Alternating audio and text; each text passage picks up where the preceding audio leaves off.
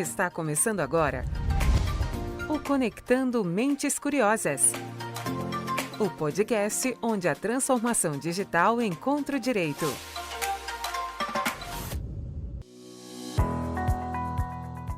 No ar, mais um Conectando Mentes Curiosas, o seu podcast de tecnologia, inovação e direito. É muito bom te receber aqui para mais um programa. E para quem nos acompanha, sabe que eu sou a Silvia Curado, host do programa, que hoje segue com um assunto que está em alta no mercado. A gente está falando do ESG.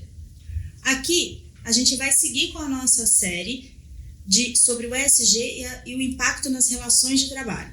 E no episódio de hoje, a gente tem uma convidada muito especial, que trabalha muito para construir um novo capitalismo. Ela é uma autoridade quando o assunto é ESG. Especialista em sustentabilidade, é uma das vozes do SDG Pioneers, Pacto Global das Nações Unidas, um programa que visa reconhecer profissionais e lideranças empresariais que estão fazendo um trabalho de referência na promoção dos Objetivos de Desenvolvimento Sustentável. Ela ainda acumula passagens pelo Bank Boston, Febraban, Itaú Unibanco, foi diretora da B3 e presidente do Conselho Deliberativo do ISE, Índice de Sustentabilidade Empresarial, por 10 anos. Como jornalista, ainda possui uma coluna no Valor Invest e é autora do livro Vivi para Ver, a história e as minhas histórias da sustentabilidade ao ESG, da editora Heloísa Beluso. Seja muito bem-vinda, Sônia Consiglio. Muito obrigada pelo convite, Silvia. Prazer estar com vocês. E desse lado, a gente tem a mente curiosa por trás dessa série. Ela é uma profunda conhecedora das relações de trabalho, é certificada pela Global Reporting Initiative em metodologias para aplicação de relatórios de sustentabilidade, com participação em projetos de consultoria no Brasil, no Reino Unido e na Holanda. Ela é a nossa Head de ESG, Direito Trabalhista, Direito Digital, Governança, Riscos e Compliance. Ufa! E que bom contar com você mais uma vez aqui, Érica de Mello.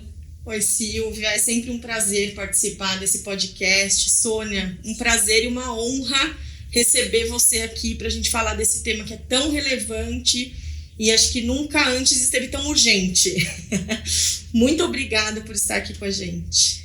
Imagina, Érica, eu que agradeço o convite, PG Advogados, esse podcast tão legal, né? Um nome tão bacana, Mentes Curiosas, então estou muito feliz em estar com vocês. Obrigada por estarem aqui com a gente e para começar essa nossa conversa, eu vou pedir para a Sônia contar um pouquinho de como se tornou uma especialista em sustentabilidade e como que você enxerga essa agenda hoje para os negócios.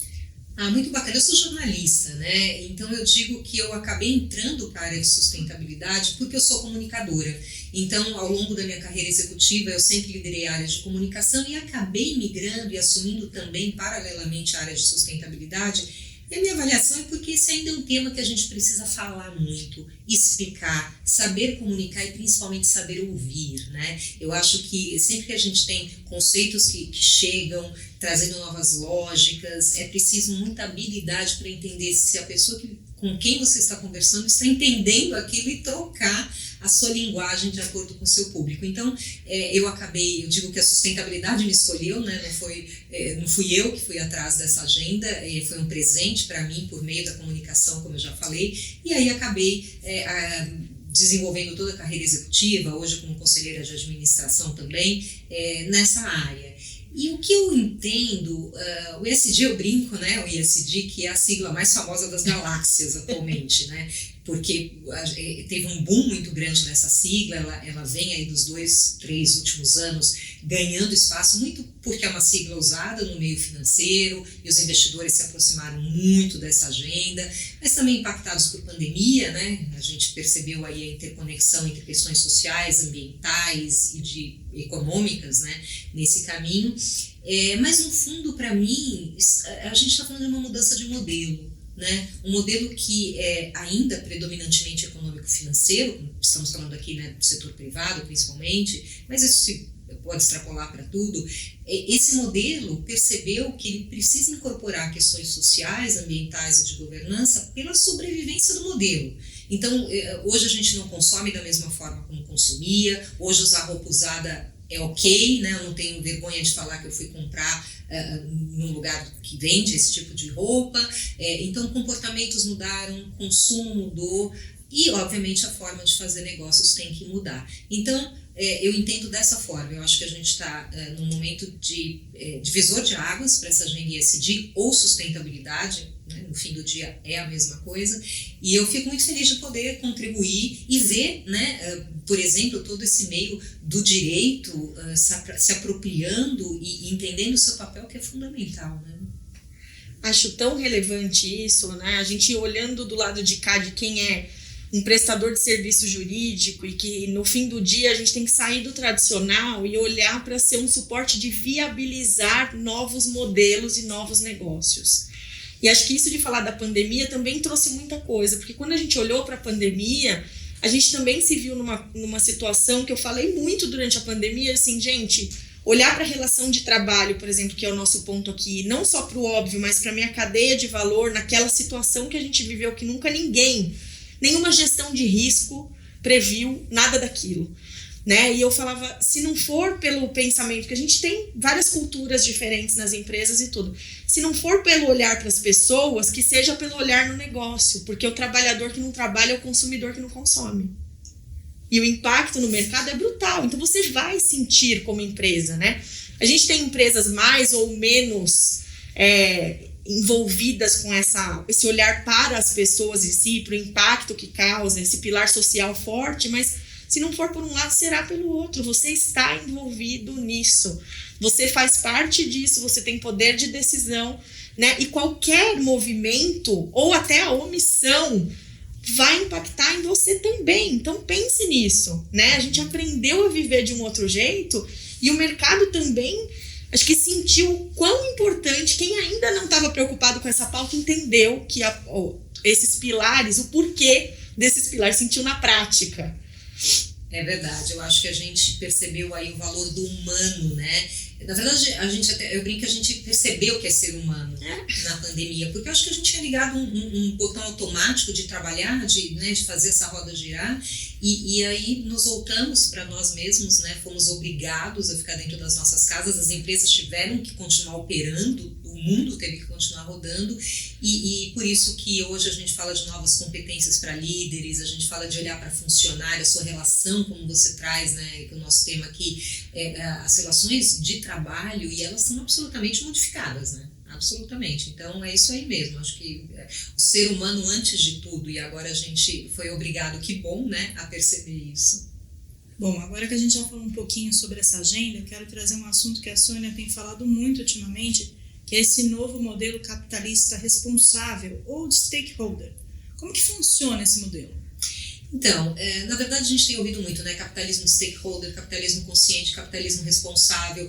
Eu prefiro não usar nenhum adjetivo e, como você trouxe mesmo, Silvio, um novo capitalismo, que é exatamente o que eu falei no início. É um capitalismo que percebeu que não dá para olhar só para o retorno para o acionista, né, que é a tradição que a gente tem. Se a gente for olhar lá a frase do Milton Friedman, né, famoso economista americano, que há 50 anos ele falou: negócio do negócio é um negócio, né? Foi uma frase que ficou muito cunhada como um modelo de um capitalismo só centrado no retorno acionista, que é absolutamente legítimo e tem que acontecer, mas não basta, né? A gente tem que olhar para os demais públicos, e a gente falou de funcionário agora, né?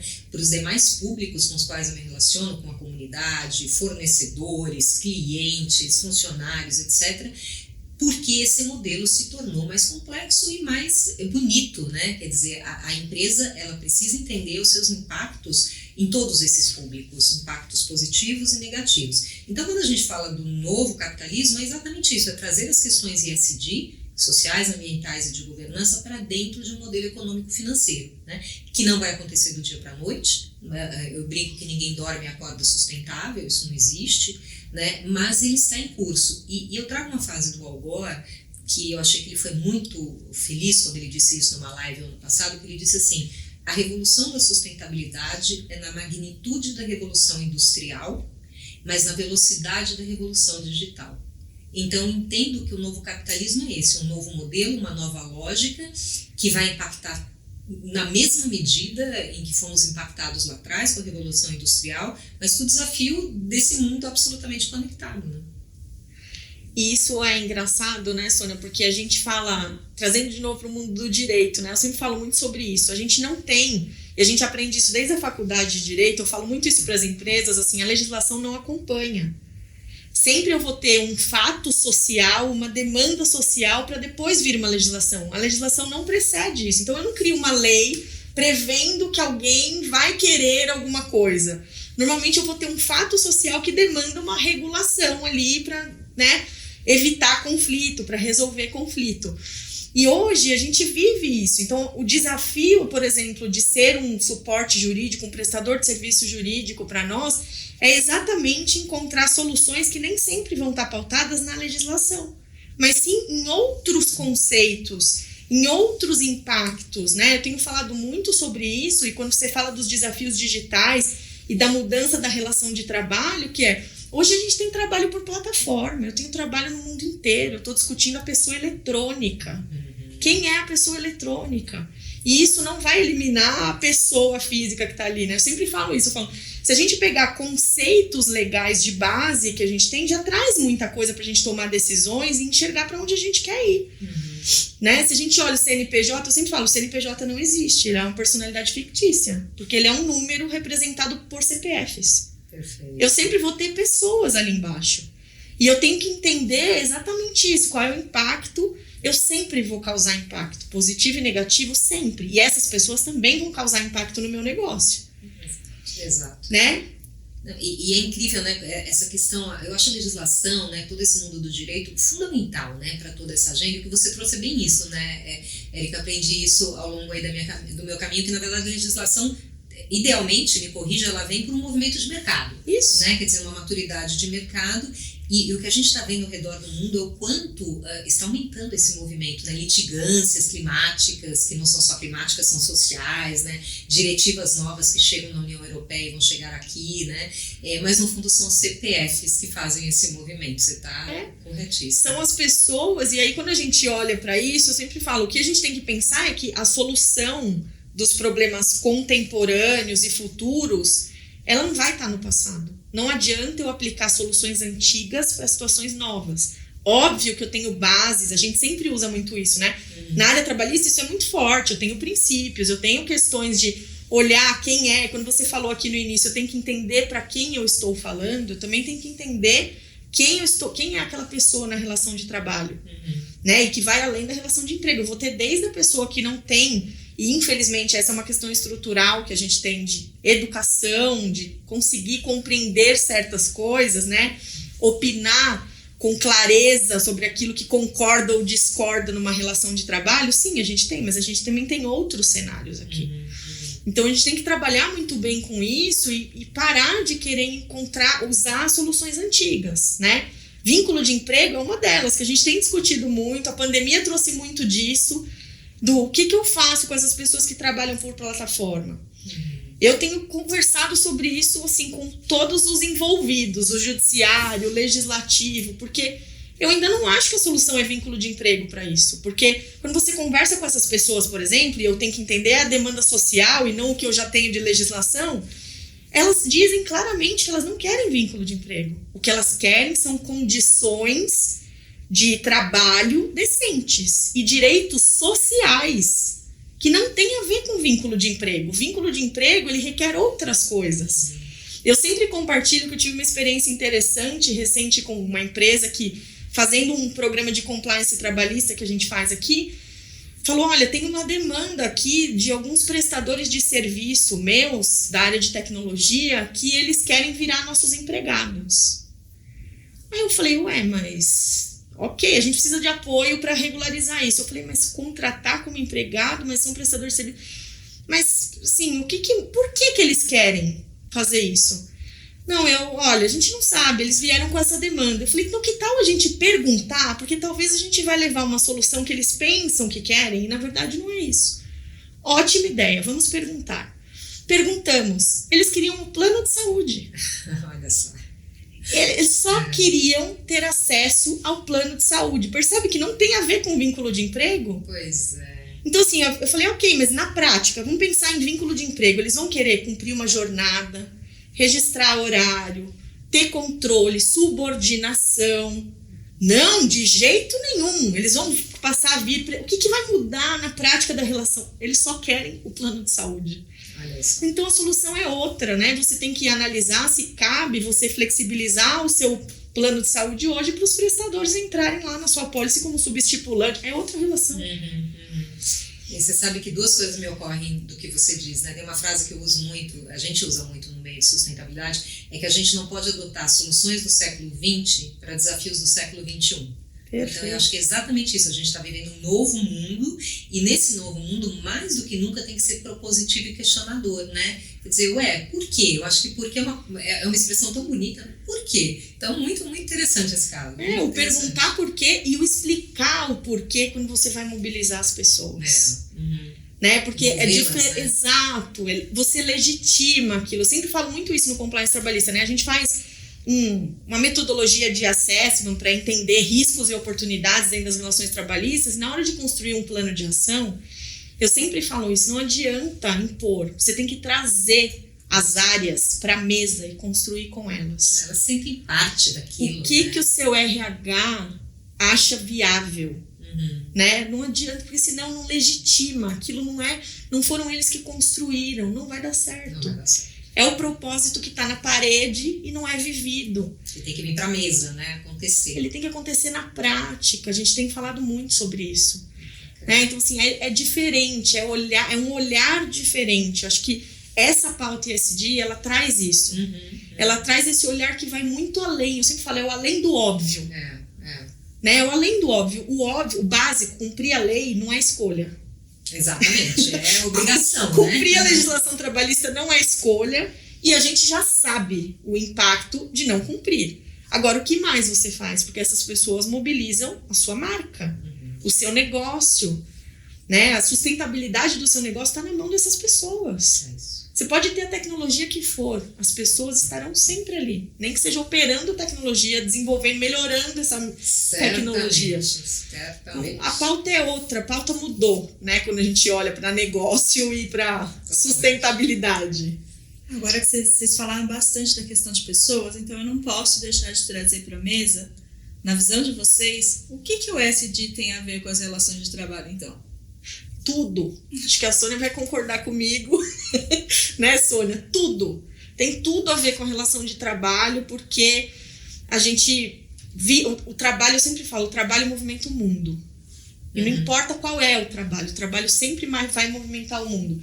Remunerado, não remunerado, trabalho voluntário, sempre vai haver trabalho. E ele sempre vai mobilizar as pessoas, o mundo, a sociedade e o mercado. Porque é ele que vai demandar do mercado o que ele precisa ali e é cíclico, né? E essas pessoas vão trabalhar em favor de um mercado que tem essa constante mudança de necessidades. Eu vejo uma conexão, assim, absoluta.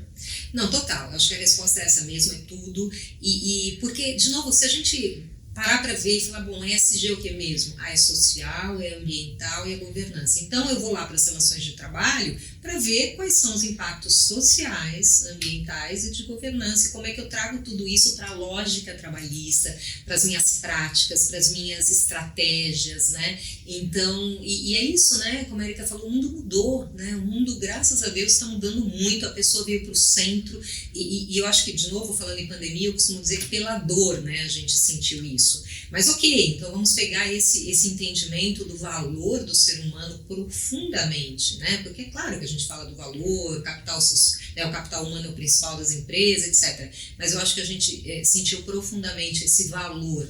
E aí trabalha isso, né? Que você lindamente falou, né? A gente nos mobiliza, né? É um propósito, é porque eu estou aqui, para onde eu vou, onde eu me coloco como pessoa e como profissional. E as questões sociais, as questões ESG como um todo, estão absolutamente colocadas ali. E o importante é fazer a conexão. Eu acho que esse é o diferencial, né? Quer dizer, de você primeiro entender profundamente que é isso, né, Erika? Domina isso e como é que isso então entra nessa lógica que aí vai para o mundo do direito.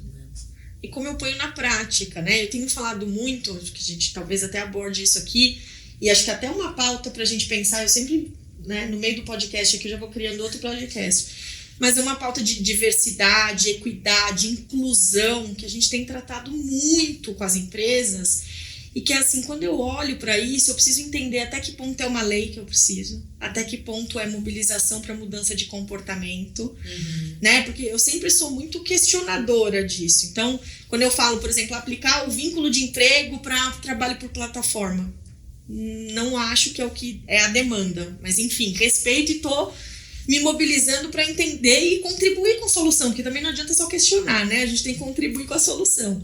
Quando a gente olha, por exemplo, para a questão de diversidade, de equidade, aí vem uma legislação que coloca uma cota de mulheres. Não sei.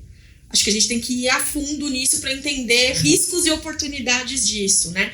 Vem uma legislação que fala que a empresa tem que flexibilizar a jornada de trabalho das mulheres. É uma demanda? Talvez seja, mas cuidado, porque quando a gente faz isso, às vezes eu protejo uma discriminação velada ali. Porque onde que a pessoa vai bloquear? No processo seletivo. Nunca é nada tão óbvio, né? Eu acho que esse é o ponto. Quer dizer, o que está por trás daquela demanda e daquela necessidade. É isso mesmo.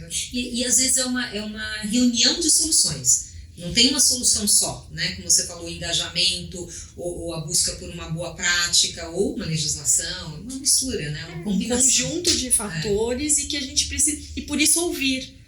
Né? Porque assim, sim, a pauta é do judiciário, não adianta, a gente está vivendo isso muito na prática.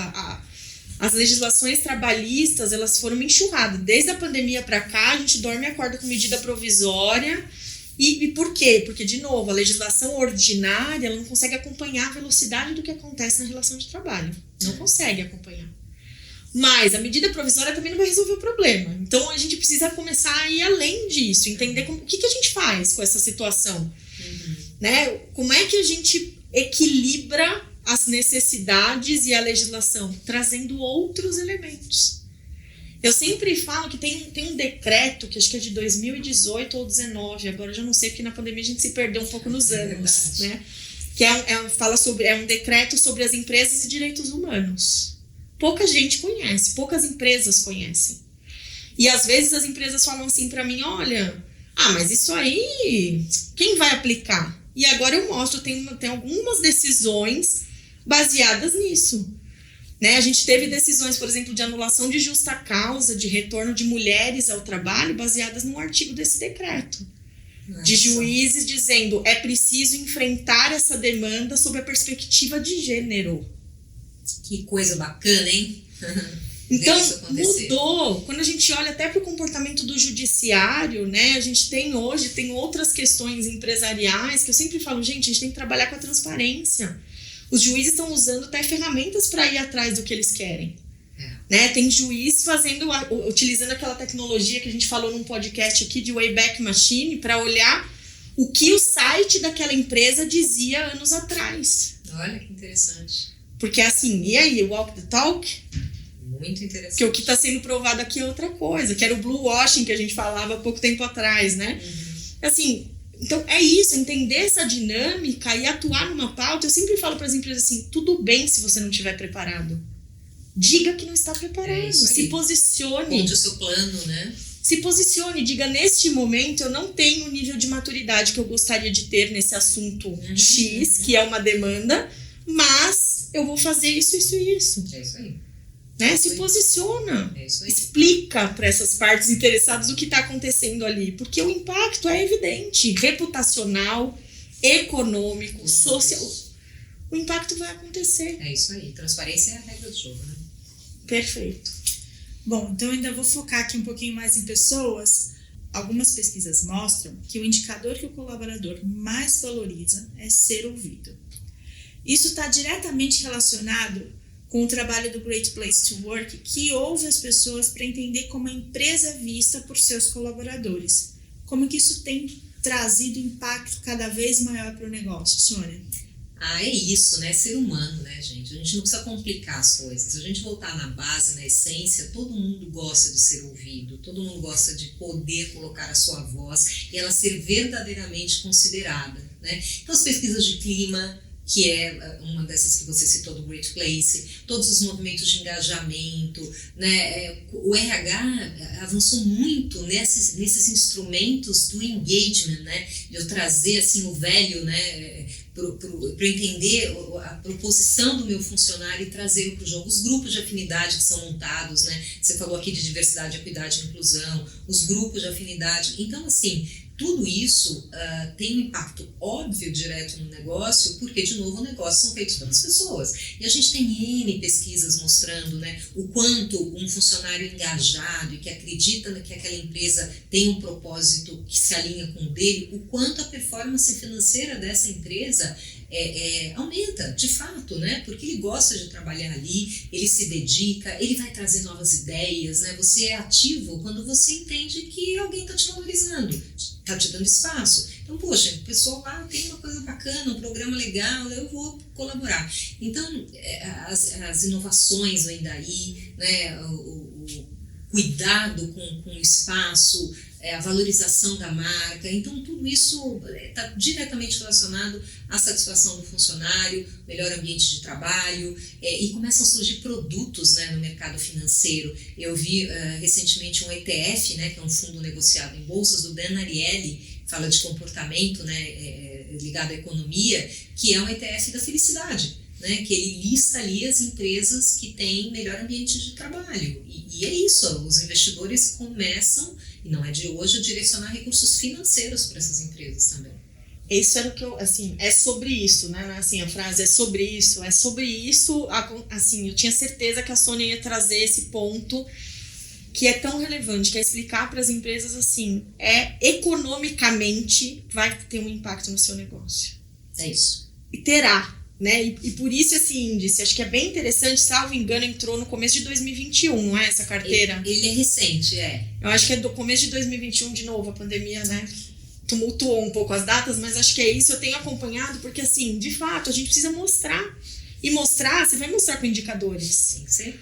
Né? Você vai mostrar com indicadores. A gente tem falado, e aqui tem outros, né? A gente está preparando materiais sobre isso, de salário emocional. Olha. Hoje a gente fala em salário emocional. Primeira vez que eu estou ouvindo essa expressão. Então, assim, o que é o salário emocional? É isso, é você proporcionar esse contexto onde a pessoa percebe que a contraprestação do trabalho dela vai além do salário. Interessante. É um conjunto de fatores.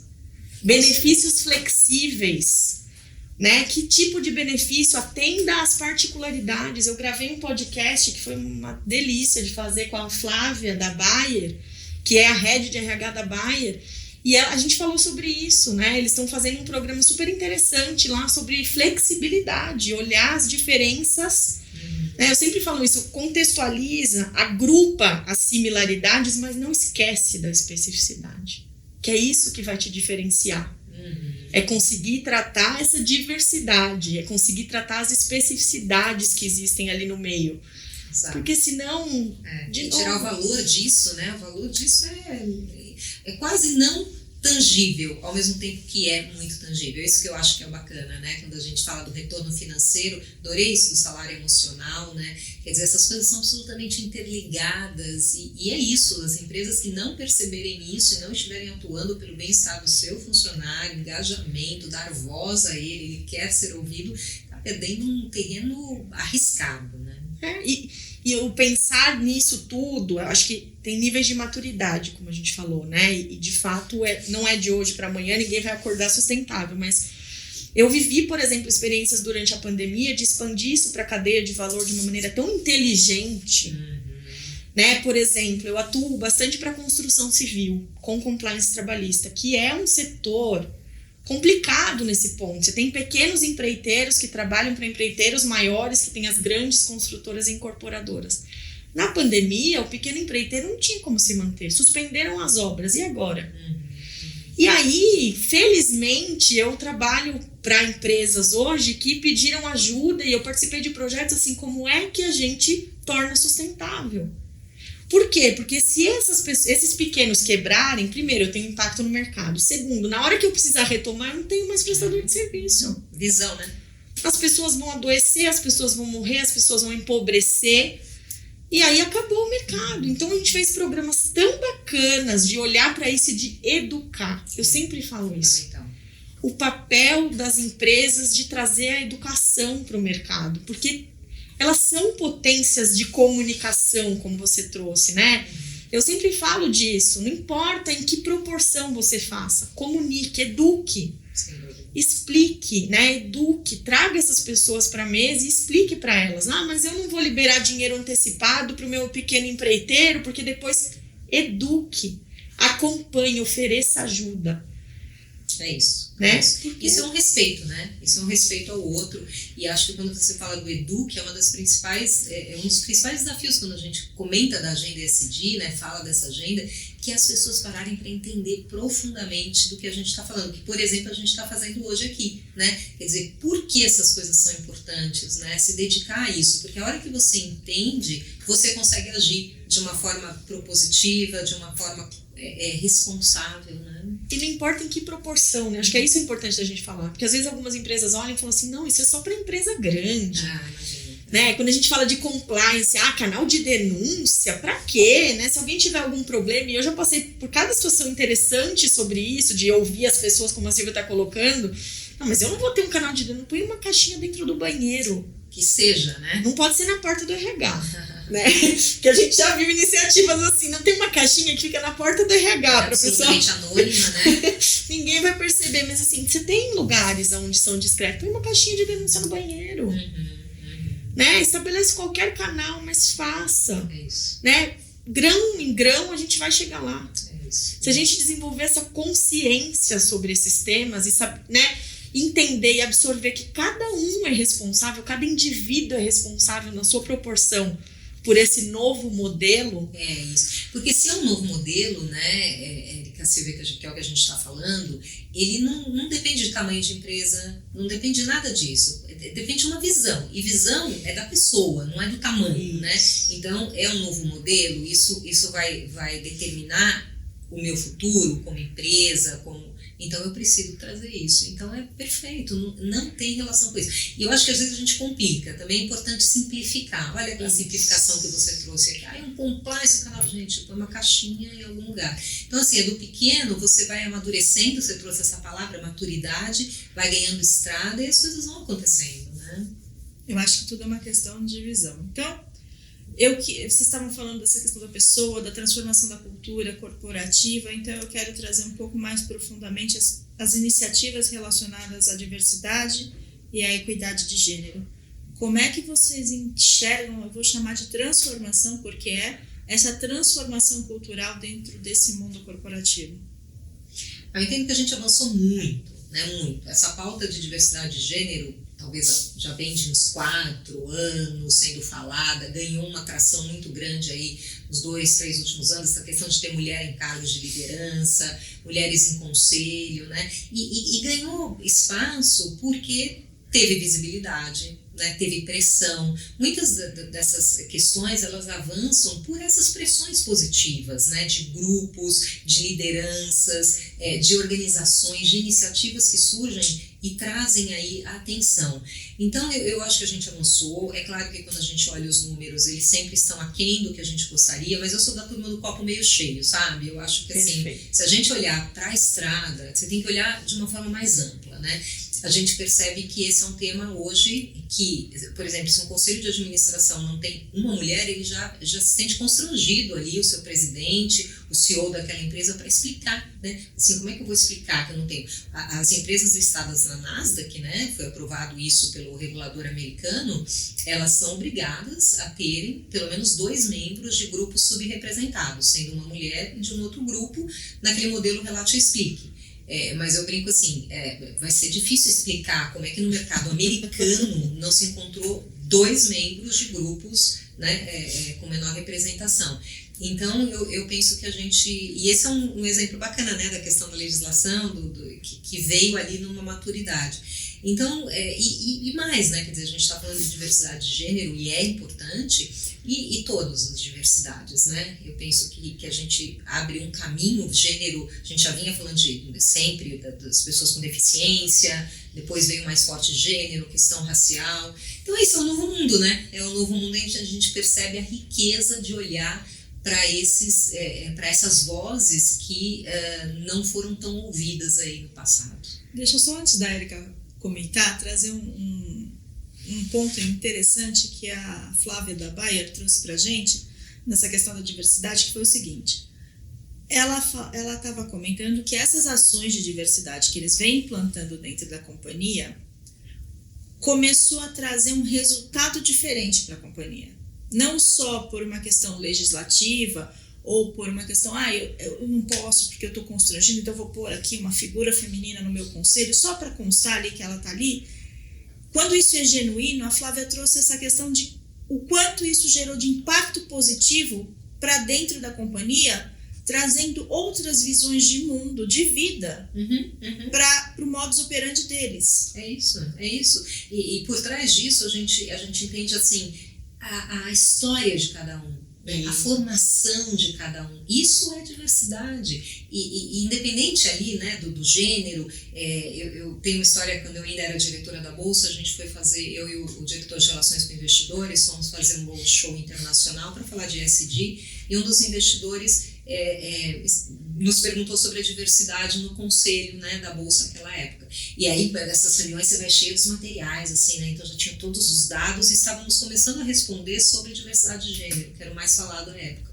Aí ele nos interrompeu e falou assim, não, eu não estou falando de diversidade de gênero só, mas eu quero saber a diversidade de pensamento. São todos engenheiros no seu conselho? São todos da área de finanças? Todo mundo veio da mesma universidade? Então essa diversidade de pensamento e de visão de mundo é um diferencial competitivo. No fim, além de ser a coisa certa a se fazer, né, você abrir espaço para todas as diversidades, sem dúvida um diferencial competitivo. E a tomada de decisão fica tão fantástica, né? É tão relevante essa pauta de entender que não é só para constar, mas é porque a contribuição, você falou a questão de cada um traz uma bagagem, né? Eu gosto de um conceito legal, que é aquele conceito de dialogia, né? Que eu falo sempre, a gente falava, lembra, em 2017, quando a gente fez o evento da reforma trabalhista, eu falei, gente, eu queria usar aqui o conceito de dialogia, que é exatamente isso, é cada um trazer a sua bagagem, a sua vivência, suas experiências pessoais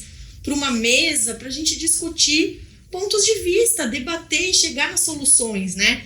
A reforma trabalhista entrou lá atrás, como toda legislação entra, ela tem pontos que as pessoas criticam, que elas aprovam, eu vou aprovar alguns que você discorda, mas a gente tem que conviver, né? E a lei é para todos. Então, como é que a gente harmoniza isso? A gente olha para isso. E quando a gente traz isso para dentro da empresa, para um conselho, acho que você pode falar disso com propriedade, né, Sônia? O quanto contribui o olhar diferenciado. Eu conversava outro dia com uma empresa, tão engraçado você ouvir às vezes assim, mas por que vocês têm dificuldade, né? Eu fui convidada para ir lá fazer uma pauta de diversidade com o conselho. Por que vocês têm dificuldade? Não, porque as mulheres não querem ocupar.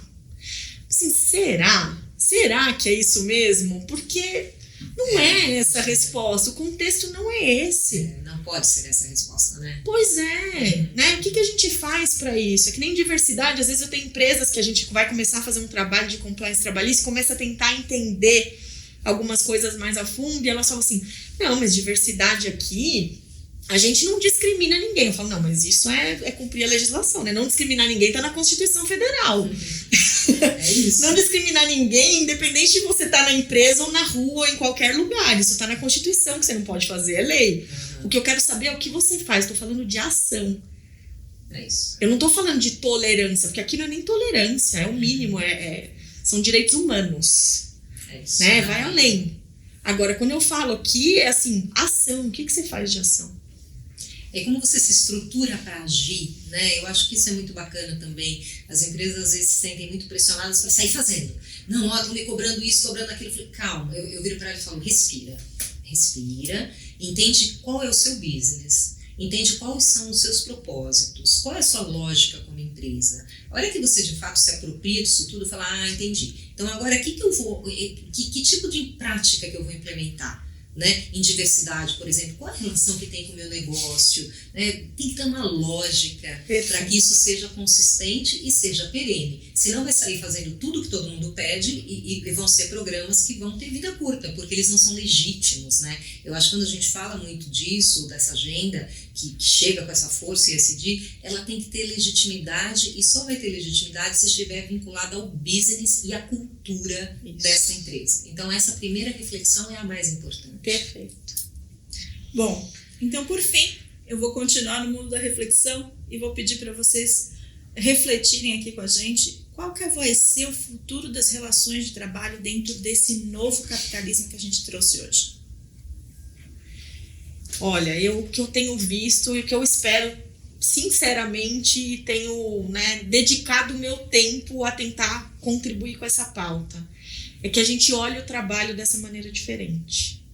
Que a gente consiga entender e preencher um espaço que às vezes falta, que é de trazer essa multivisão para a mesa quando a gente vai olhar para a relação de trabalho. Contratar alguém é algo muito sério, né? Acompanhar o desenvolvimento do trabalho daquela pessoa é algo muito sério, mas o olhar para a pessoa é que tem que estar em pauta. Senão a gente começa a trazer para a mesa algumas discussões que as empresas antes achavam que não tinha nada a ver com elas, que são, por exemplo, questões de saúde mental, principalmente, que está muito em pauta, e assim, a gente vai ter uma sociedade doente em vários sentidos, não só físicos e emocionais, mas doente de empobrecimento, de falta de educação, de cultura, de limite, uma sociedade cheia de conflitos que a gente poderia, né, mudar, movimentar, olhando para o trabalho de uma forma diferente. Então, às vezes, a empresa fala assim, mas não é meu papel educar a pessoa? É sim.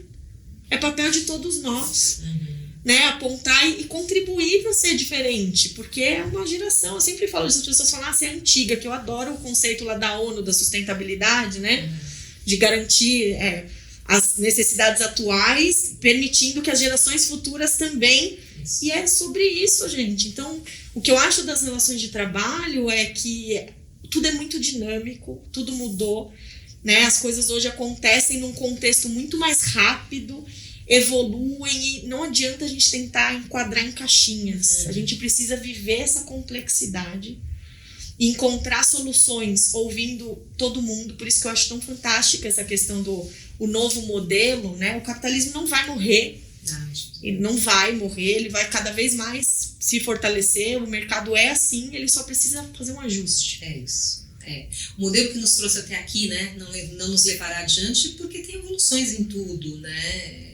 E eu acho isso também, né? Eu acho que as relações de trabalho, o futuro, primeiro a gente tem que ter a mente muito aberta, né? Porque hoje empreendedores, né? O que é o trabalho hoje? É uma atividade, que vínculo? Você trouxe isso, né? Lindamente aí, qual é o tipo de vínculo? Então, a primeira coisa eu acho que é entender a complexidade do mundo que a gente está vivendo, né? De novo, quando a gente percebe, entende os movimentos, os desejos e anseios, né? Dessa pessoa, desse funcionário, desse colaborador ou desse prestador de serviço, né? Mudou completamente, os anseios mudaram, são outros, e a gente não pode continuar fazendo as coisas da mesma forma. Então, o futuro, eu acredito que a gente vai ser capaz.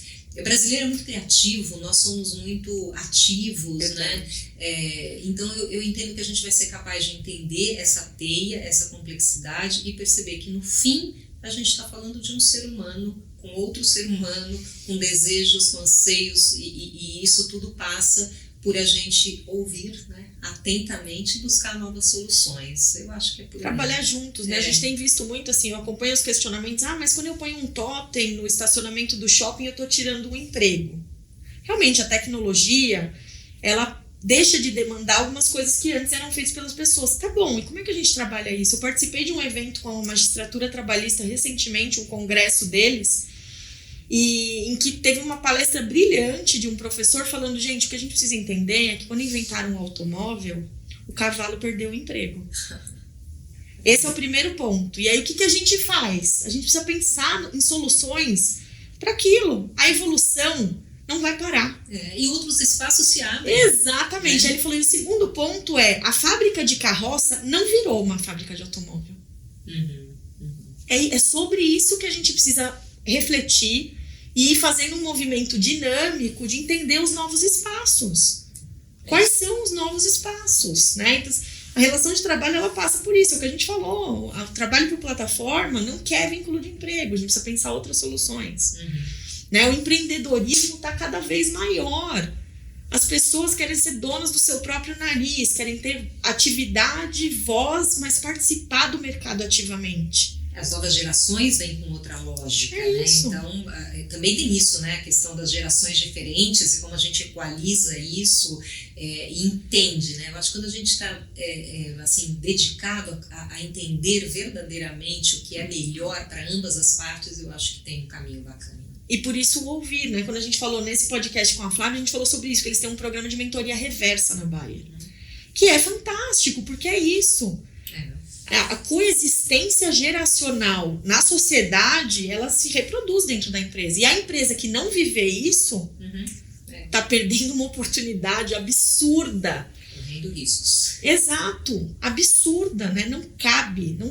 Você quer ser um negócio de sucesso? Olhe para isso. Porque é isso que tá te levando para o sucesso, para fazer diferente, para ter novos resultados. Ou se contente com aquele resultado de sempre que tende a não ser o mesmo. E fica atento que você pode sumir, né? Exatamente. A gente tem exemplos bem recentes de empresas que não se adequaram a esse novo mundo e deixaram de existir. Se tornam inviáveis, né? Elas se tornam inviáveis. E pensa no impacto, pensa na forma, né? A gente acompanhou nos últimos dias algumas questões aí de demissões em massa de algumas empresas, e a gente sabe que infelizmente alguns negócios passam por isso, tem momentos difíceis e que tem que tomar decisões difíceis. Mas pensa na forma, dá para fazer, você vai causar um impacto num número grande de pessoas, esse impacto é diretamente social, diretamente, né? Pensa naquilo, pensa na forma, pensa em acolher, pensa o que você pode fazer para minimizar, e às vezes isso não é dinheiro. Exato, e sabe que tem aí voltando para a agenda ESG, né, quer dizer, tem uma pesquisa que mostra que as empresas que têm essa agenda muito bem consolidada, em momentos de crise, o público dá a ela o poder da dúvida. Então ela é assim, né? Olha, a empresa, poxa, ela está tomando uma atitude estranha, né? Mas deixa eu tentar entender por quê. Perfeito. Então, de novo, a consistência do caminho, porque é isso que você falou, a gente vai sempre ter que tomar decisões difíceis, o mundo está complexo, né? Uma pandemia, depois vem uma guerra, quer dizer, é óbvio que não é simples, né? Mas se você tem uma consistência aí, principalmente nessas questões sociais, ambientais, junto com as econômico-financeiras, você vai ao menos ter o poder da dúvida, né? E poder se explicar e fazer da forma. Eu acho que o que você trouxe é perfeito, é o como, né?